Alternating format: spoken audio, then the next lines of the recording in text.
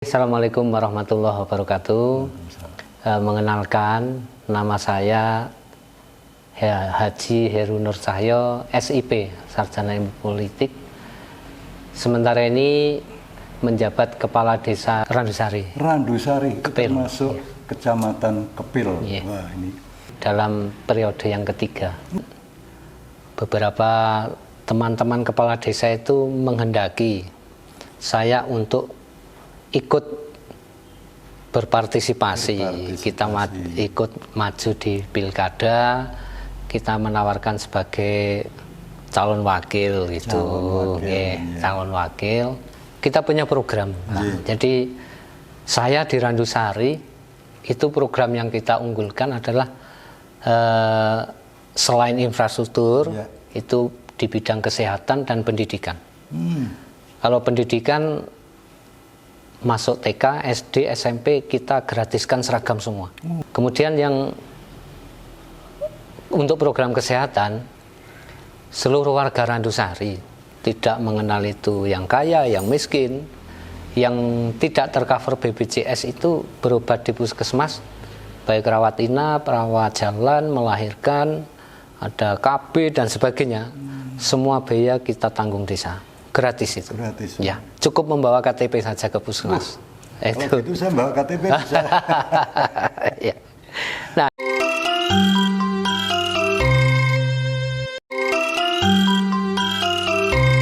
Assalamualaikum warahmatullahi wabarakatuh. Waalaikumsalam warahmatullahi wabarakatuh. Kali ini podcast Mercusuar menghadirkan salah satu tokoh kepala desa di mana Pak? Randusari. Randusari, Kepil. termasuk Kecamatan Kepil. Wah, ini kan tahun politik. Iya, iya. Iya. Ya tentunya kita juga mengikuti perkembangan yang ada, khususnya pilkada ini kita melihat kita melihat dari desa. Nah, ini kita berangkat dari desa karena ada pepatah mengatakan serangan ini ke ibu kota tapi harus dari desa dulu. Betul? Iya, betul. Iya, betul. Jadi serbu ke kota tapi lewat Desa Semanjang. Ya. Ini sangat luar biasa karena desa ini juga merupakan salah satu potensi yang sangat luar biasa sekali. Betul. Ya. Terlebih dengan di tahun politik ini kan juga harus ikut, harus andil. Betul. Itu kan mensukseskan juga. Betul. Dari pilpres kita tarik ke daerah pilkada. Nah ini hanya pilkada di Kabupaten Wonosobo, Jawa Tengah ini tahun 2024. Nah, pemirsa perlu mengenal beliau ini siapa. Nah, karena apapun ya harus kenal. Bisa mengenalkan diri Pak Heru. Ya ke pemirsa Mercusuar agar mereka lebih menyemangati tujuannya dari Pak Heru. Assalamualaikum warahmatullahi wabarakatuh. Mengenalkan, nama saya Haji Heru Nur Cahyo, SIP, Sarjana Ilmu Politik. Sementara ini menjabat Kepala Desa Randusari dalam periode yang ketiga. Sudah 6 tahun tambah 2 tahun nanti. Berarti berapa tahun ini Pak? 20 tahun. Luar biasa sekali. Teruskan Pak. Tadinya 3 kali 6 sesuai dengan Undang-Undang Desa nomor 6 tahun 2014 itu masa jabatan Kepala Desa kan 3 kali 6. 3 kali 6. 3 periode kali 6 tahun. Nah, akhir-akhir ini itu ada undang-undang itu perlu dikaji ulang setelah 10 tahun sehingga kita berupaya untuk merevisi undang-undang.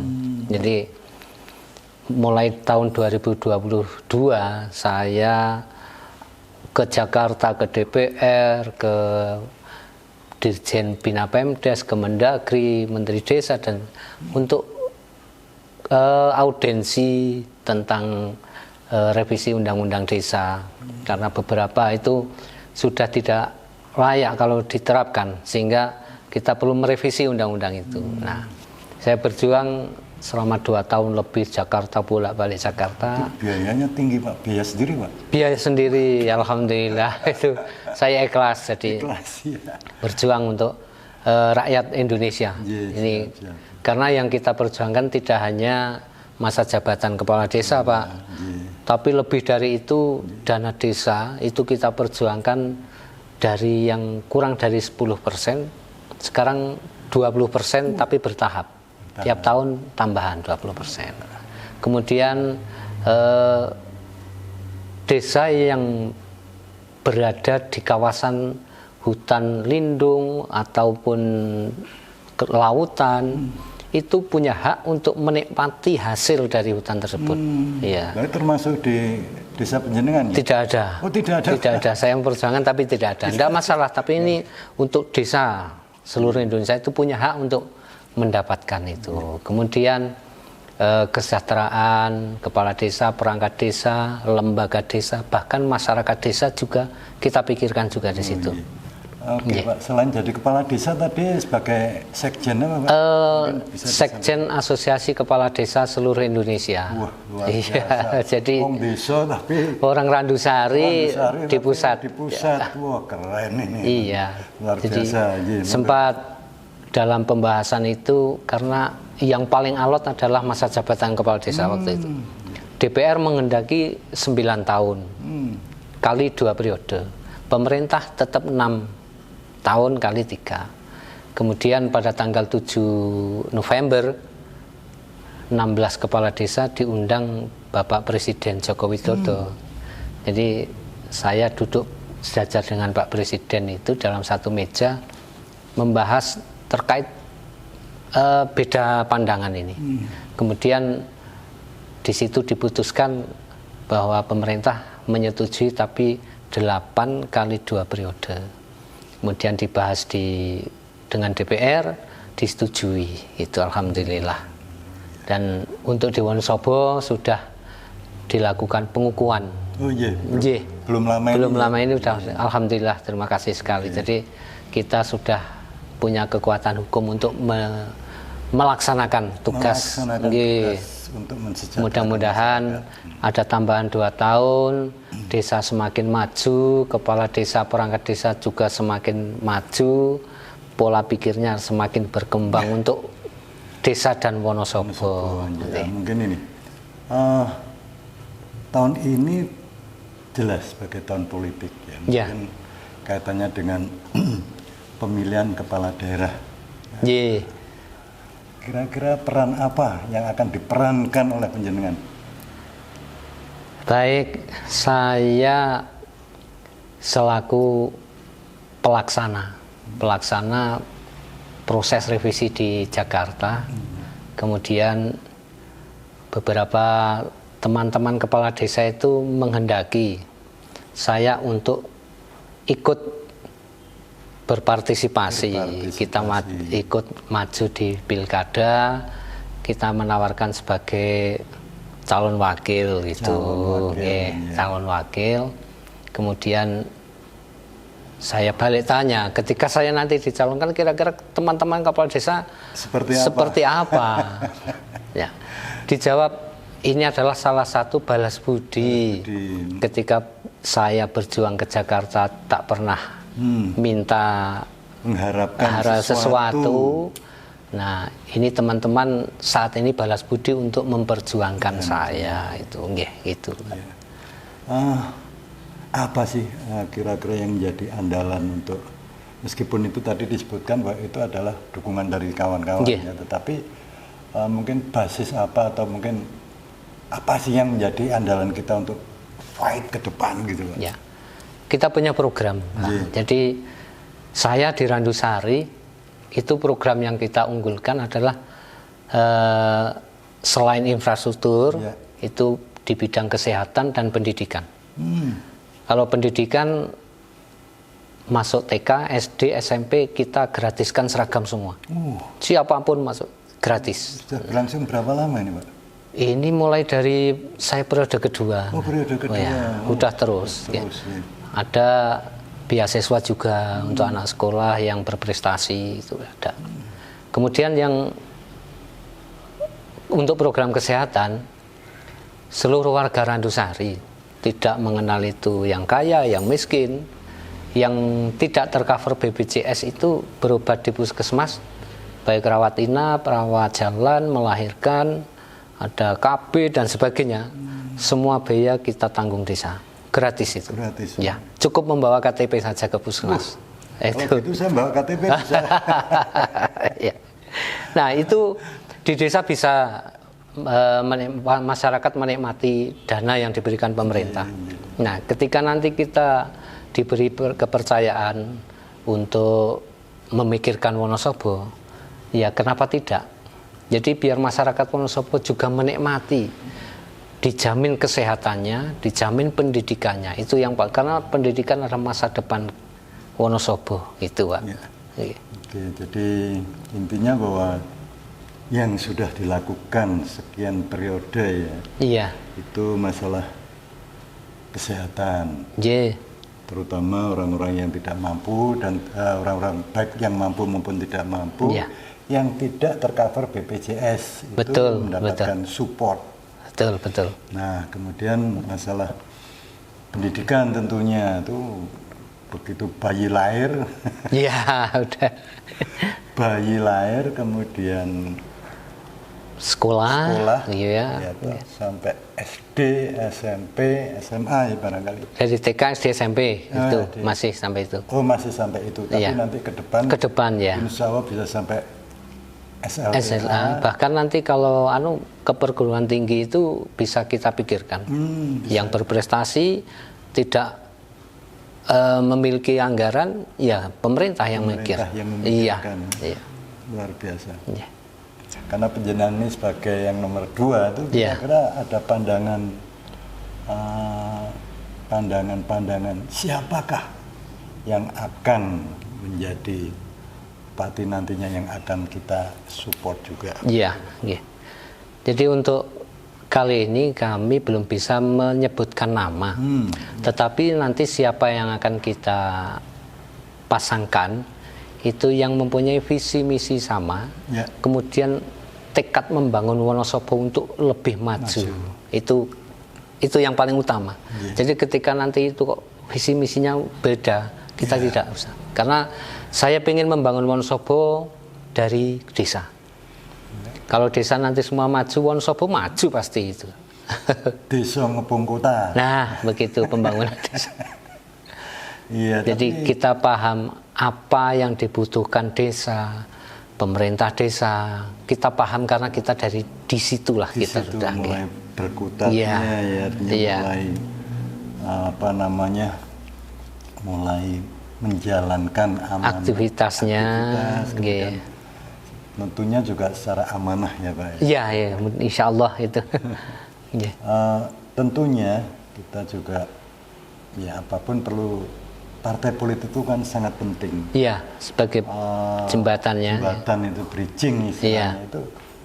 Kira-kira sudah berapa banyak itu partai-partai politik yang ada di Wonosobo ini mendukung penjenengan untuk menjadi Wonosobo 2. Wonosobo 2 ya. Iya, Jadi ada beberapa partai politik yang kita udah komunikasi, kita melakukan pendekatan, melihat visi misi itu ada Gerindra, ada Demokrat, Nasdem, PKB sudah. Ini sebentar lagi dari perwakilan PKKW itu ada komunikasi dengan PDI itu Pak. Ya, makanya PDI ini masih belum terbuka ya. Iya. PDI belum terbuka, nanti mungkin dengan Persatuan Kepala Desa dan Perangkat Desa Kabupaten Wonosobo. Mungkin yang akan bisa membukakan menjembatani. Nah, kuncinya itu komunikasi tentunya. Iya, betul. Nah, mudah-mudahan aja kita ikut. Amin. Berdoa bahwa apa yang menjadi sebuah keinginan membangun Wonosobo ini akan mewujud kalau saya bilang. Amin. Ya. Nah, Itu dari partai politik. Mungkin kalau basis massa sendiri seperti apa? Yang sudah mungkin penjenengan komunikasikan seperti apa? Ya, kalau sementara ini basis massa yang paling mengena di sini adalah dari masyarakat, terutama dengan pemerintah desa. Baik itu kepala desa, perangkat desa, beliau-beliau sudah ditanya warga, besok mau apa, kalau ini Pak Heru jadi maju maka harus ini. Kita mendukung ini karena ini adalah berjuang. Ini adalah pejuang desa yang tanpa ada pamrih, itu sudah disampaikan seperti itu. Bahkan saya itu ada saudara di Magelang, saudara di Kebumen, WA saya, Mas, jangan mau maju. Loh, kok tahu? Media udah banyak ini. Oh ya, ternyata udah meluas. Iya, meluasnya memang. Betul. Itulah peran media untuk betul ya. Informasi, terutama ya informasi-informasi yang baik. Tentunya masyarakat juga harus bisa menyaring, jangan sampai dengan berita yang tidak benar. Betul. Iya. Gitu. Nah, kalau ini sih berita yang benar. Iya, pelakunya. Pelakunya. Terbasuki mau bio ya, tapi ya memang semua perjalanan harus butuhkan biaya. Ya, artinya bahwa memang tanpa biaya juga agak berat perjalanannya ya. Mungkin bisa disampaikan. Kalau saya, semua kita serahkan pada Yang Kuasa ya. Betul. Ketika Allah berkehendak, apapun pasti bisa. Kun fayakun. Sekarang saya tidak punya uang, Allah memberi akan bisa. Dengan jalan apapun nanti Allah akan memberikan jalan. Dan siapapun. Itu kalau Allah sudah berkehendak, tidak ada kata tidak. Pasti. Jadi pasti ketika nanti ada pasangan, Allah pasti memberikan jalan. Itu. Saya yakin itu di situ. Inilah sebuah keyakinan yang memang apapun yang pengen kita capai ya harus dengan keyakinan, keikhlasan. Ya. Nah, makanya ya ini memang sangat luar biasa nih Pak Heru, ini satu pejuang. Kalau dulu kan berjuangnya melawan penjajah. Sekarang perjuangannya ya lewat berbagai cara. Untuk memberikan yang terbaik kepada rekan-rekan kepala desa, kemudian juga kepada masyarakat tentunya. Satu keinginan dan harapan saya bahwa proses pelaksanaan Pilkada Wonosobo bisa berjalan dengan aman, kondusif. Siapapun nanti yang jadi pasangan, kita bisa bekerja sama. Untuk saat ini memang pasangan belum menentukan. Nah, siapapun nanti kita insya Allah bisa duduk bareng, bekerja sama dengan memajukan Wonosobo. Gitu. Tapi sudah ada upaya Pak, istilah itu apa ya? Ada upaya sudah mulai pendekatan, komunikasi dengan si A, si B, sudah. Dan sebagainya itu. Dan beliau welcome. Oh, semua? Welcome. Berapa orang Pak kira-kira? 4 orang, 4 partai welcome pasal saya. Berarti ini kira-kira Wonosobo ini akan ada 4 calon ini. Calon bupati. Tentunya nanti salah satu harus ada yang menggandeng ini. Harus menggandeng dan berjalan seiring sejalannya, seirama. Amin. Iya, karena betul. Biasanya problem ya, artinya problem ketika komitmen di awal ini tidak menjadi sebuah komitmen yang bagus, itu pasti di tengah nanti perjalanan ya betul. Kira-kira sudah ada siap kalau misalkan aku neng tengah aku gak cocok karo Pak Bupati ini apa caranya gitu. Kira-kira seperti apa? Kita punya kekuatan ya. Jadi ketika program yang awalnya itu memang untuk membangun dengan jalan dan sistem yang sudah kita sepakati, ternyata di perjalanan kok berubah haluannya. Kita ya pasti dengan kekuatan saya para teman-teman kepala desa, kita ajak untuk berdiskusi semua, kita duduk bareng dengan Pak Bupati yang ada biar nanti kembali ke jalan yang tadinya lagi gitu. Jalan lurus apa jalan yang benar? Yang benar dan lurus dan benar. Karena ada kadang-kadang orang yang Iya, banyak juga ya. ada satu hal lagi yang mungkin juga cukup krusial ya, artinya bahwa bagaimana ketika nanti, karena juga kaitannya dewan segala macam ya, Iya. dan ketidakcocokan mungkin kan ada juga ya, untuk mengatasi itu seperti apa? Yang kita lakukan adalah pendekatan. Kita tidak bisa bilang tidak bisa ketika kita tidak ada pendekatan. Setelah ada pendekatan nih loh, program untuk masyarakat, demi masyarakat. Oke, sekarang gimana? Insya Allah yang tidak terjadi itu karena tidak ada komunikasi. Ini komunikasi ini penting. Iya, komunikasi ini penting ya. Itu. Ya memang kadang-kadang ketika miskomunikasi itu, apalagi ketika kita kekeh dengan kemauan itu akan menjadi repot ya. Betul. Jadi kita tidak boleh kita punya prinsip kita harus lentur, tapi lentur menerima masukan-masukan, tidak harus ini saya yang paling benar, tidak.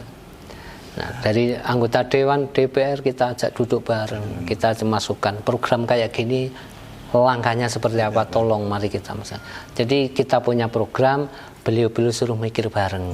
Ya, mikir wong siji ya mumet. Ya, itu. Iya, ini kan Wonosobo ini kan ya juga terkenal juga dengan sektor pertanian, pariwisata. Kemudian apa yang akan dilakukan untuk memajukan sektor pertanian ini, Pak? Untuk sektor pertanian ini yang menjadi kendala sekarang adalah pupuk. Nah, nanti pupuk, sistem regulasi ke petani kita rubah. Jadi biar petani bisa langsung mendapatkan, tidak ada kesulitan. Dan kalau mungkin itu kita menarik beberapa investor untuk membuat pabrik di sini. Karena ada dari teman saya punya link ke Pusri. Ya kalau memang Wonosobo siap, kita buat di sana.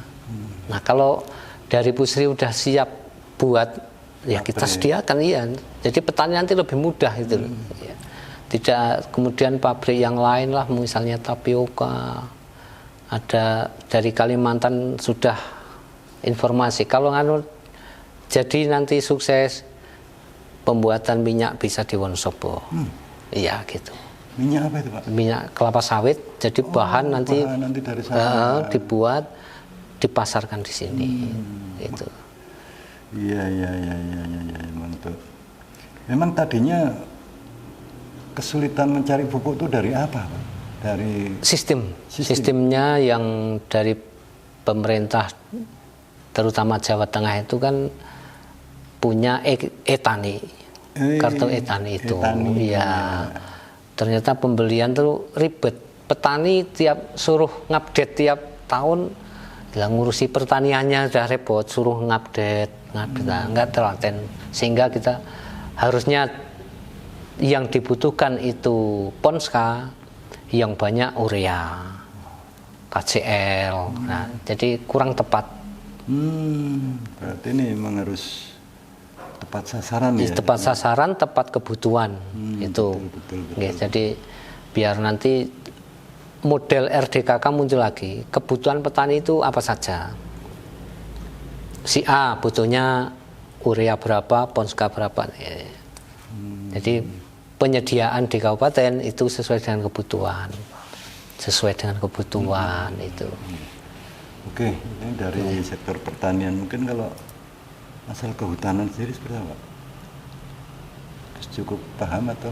Kehutanan, ya kalau saya, karena hutan di Wonosobo ini adalah dikelola oleh perhutani, namun kita kerjasama sesuai dengan revisi undang-undang yang baru saja, itu hutan yang berada di wilayah desa, ini desa harus menikmati. Bahkan persentasenya lebih banyak yang ke desa daripada ke perhutani. Ya, jadi kita akan berjuang di situ. Dan juga nanti petani penggarap di situ. Itu, Pak. Ya. Jadi desa menikmati untuk pembangunan desa. Gitu. Jadi apa ya? Dari desa untuk desa kali. Dari desa, untuk rakyat. Untuk rakyat, betul. masyarakat desa. Iya. Oke, ini satu tadi udah pertanian, pendidikan, kesehatan, pertanian, kehutanan. Nah ini mungkin yang pariwisata ini, karena mungkin di daerah penjenengan juga ada yang bisa dimanfaatkan untuk menjadi objek wisata. Kira-kira seperti apa? Untuk jalur Wonosobo Magelang itu memang belum ada objek wisata. Nah di situ saya punya sumber air itu cukup besar, sudah diambil untuk BDM, sebelahnya masih besar untuk 5 itu bisa. Nah di situ nanti bisa membuka pariwisata untuk waterboom, kemudian ya yang kaitannya dengan wisata air juga nanti untuk terutama untuk anak-anak itu ya. Itu di situ ada lokasinya di situ, Pak. Mungkin kalau secara menyeluruh. Kalau menyeluruh kan nanti ke kabupaten kabupaten ya kira-kira apa, Pak? Untuk mengaktifkan, mengoptimalkan objek wisata yang sekarang sudah ada tetapi masih gimana ya, bisa dibilang belum begitu mencuat. Misalnya di Waduk Wasdas Lintang, sudah ada yang kemungkinan akan lebih ramai lagi ketika di sana nanti dibangun sebuah hotel untuk penginapan orang wisata. Turis itu pingin datang, fasilitas ada, itu nanti akan muncul lagi. Kemudian di situ kita buatkan wahana permainan yang lain. Kemudian untuk wilayah Kertek naik itu kita nanti datangkan investor yang sementara tanah pasir digali, di situ bisa dibuat wahana permainan, pembebasan lahan sekian, tetapi para petani yang tadinya gali dipekerjakan di situ, sehingga tidak mengurangi, tidak menghilangkan mata pencarian, justru nanti ada mata pencarian tetap. Jadi di situ. Mengelola di situ, iya betul. Ya. Kalau untuk daerah Dieng dan sebagainya itu ini sudah cukup terkenal ya, tetapi memang menurut saya juga, saya pribadi ini kurang nyaman gitu. Karena ramenya seperti itu, ininya seperti itu, kira-kira akan seperti apa? Satu tempat untuk peristirahatan yang memadai itu baru ada satu itu ya. Itu perlu ada pembuatan hotel yang lebih nyaman lagi, mungkin dengan view yang lebih baik, itu perlu dibuat yang lebih ke atas lagi, ke wilayah Diengnya nanti di situ. Kemudian satu yang perlu ada perhatian, jadi anak yang berprestasi dalam olahraga, juara 1 tingkat nasional ataupun provinsi, harus ada perhatian dari pemerintah. Banyak mantan pelari ternyata hidupnya kurang perhatian. Nah, kita harus memperhatikan ke depan, masa depan beliau. Itu. Jadi di olahraga terutama juga masalah tempat ya, artinya tempat untuk selain memang perlu tempat-tempat latihan misalkan kayak olahraga keras, karate harus ada. Selain memang itu stadion memang sudah ada, cuman memang harus kan itu ya, memang kalau kita melihat kehidupan atlet-atlet yang kurang perhatian dari pemerintah, memang kita kasihan betul sekali. Oleh karenanya Pak Heru ini punya tekad juga, selain tadi yang kita sebutkan masalah pendidikan, kesehatan, pariwisata, pertanian, kehutanan, olahraga sampai ke olahraga, mensana and corpore sano, di mana badan yang sehat terletak jiwa yang kuat, betul ya. Nah, inilah sebuah pemikiran bahwa dengan itu kita akan bisa membangun Wonosobo dengan lebih baik lagi. Oke, ini perbincangan ini sudah cukup kompleks ya. Ya, nggih.